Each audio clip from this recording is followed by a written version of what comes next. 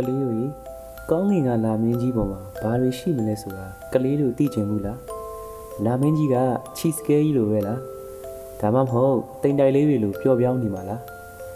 ဒီနေ့မှာတော့ပစ္စည်းလို့ခေါ်တဲ့ကြွက်ကလေးတစ်ကောင်ဟာလာမင်းကြီးစီကိုတကယ်ရောက်သွားခဲ့ပါတယ်သူဘလို့ရောက်သွားလဲဆိုတာအတူတူနားထောင်ကြည့်လိုက်အောင်နော်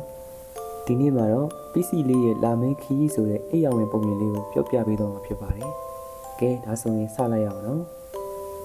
တခါတော့ကတစ်ပင်ကြီးတစ်ပင်ရဲ့အမြင့်အောက်ကမြေရောက်အိမ်လေးတစ်အိမ်မှာပစ္စည်းဆိုတဲ့ကြွက်ကလေးတစ်ကောင်နေထိုင်နေဘူးလေတဲ့ပစ္စည်းလေးကအရန်ကိုချစ်စရာကောင်းပြီးစူးစမ်းကျင်စိတ်ပြင်းပြတဲ့ကြွက်ပေါက်စားလေးတစ်ကောင်ပေါ့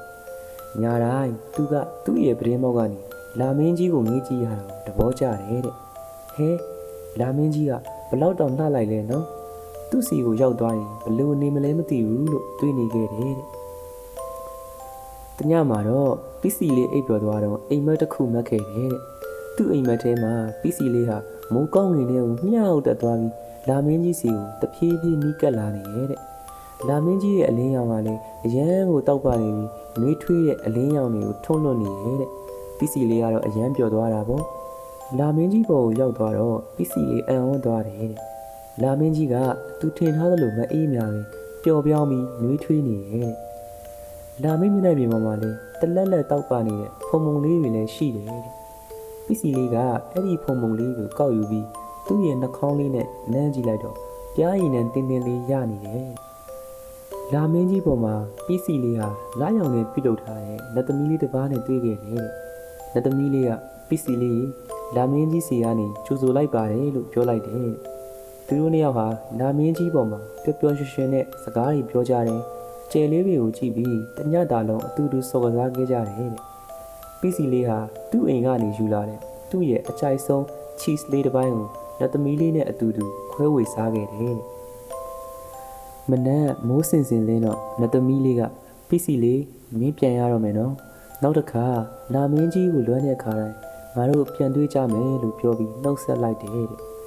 ပစ္စည်းလေးလည်းဝမ်းနည်းပေမဲ့ပျော်ရွှင်တဲ့စိတ်နဲ့လာမင်းဘော်ကနေပြန်ဆင်းလာခဲ့တယ်တဲ့ပြီးတော့သူ့အိမ်လေးထဲမှာလန်းဆန်းတက်ကြွစွာနဲ့နိုးထလာခဲ့တယ်ပစ္စည်းလေးနိုးလာတော့သူအိမ်မက်ခဲ့တာတွေကိုအားလုံးမက်မိနေတယ်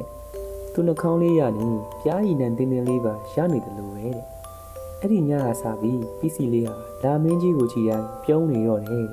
သူဟာကြီးလာရင်အာဃာတရင်မှုဖြစ်ပြီးလာမင်းကြီးစီကိုတကယ်သွားမယ်လို့ဆုံးဖြတ်လိုက်တယ်ကဲကလေးတို့ပုံမြင်လေးကတော့ဒီမှာပဲပြီးဆုံးသွားပြီနော်ပစ္စည်းလေးလိုပဲကိုဖြစ်ချင်တာတွေကိုအိမ်မက်ပါပြီးတော့အဲ့ဒီအိမ်မက်တွေကိုတကယ်ဖြစ်လာအောင်ကြိုးစားပါလို့မှာချရင်ဒီညပုံမြင်လေးကိုညီကုန်းချုပ်လိုက်ပါတယ်နော်နောက်နေ့ညတွေမှာလည်းအိပ်ရဝင်ပုံမြင်ကောင်းကောင်းလေးတွေကိုပြောပြပေးဦးမှာမို့ကျွန်တော်ရဲ့ channel လေးကို subscribe လုပ်ထားကြဖို့တိုက်တွန်းလိုက်ပါတယ်ခင်ဗျာအားလုံးပဲအိမ်မက်လှလှလေးတွေမှတ်ကြပါစေလို့ဆုတောင်းပေးလိုက်ပါတယ်ခင်ဗျာနောက်နေ့ညတွေမှာဘယ်လိုအိပ်ရဝင်ပုံမြင်လေးတွေကိုပြောပြစေချင်လဲဆိုတော့ comment မှာရေးခဲ့လို့ရပါတယ်ခင်ဗျာအားလုံးပဲကောင်းသောညလေးကိုပိုင်ဆိုင်နိုင်ကြပါစေခင်ဗျာ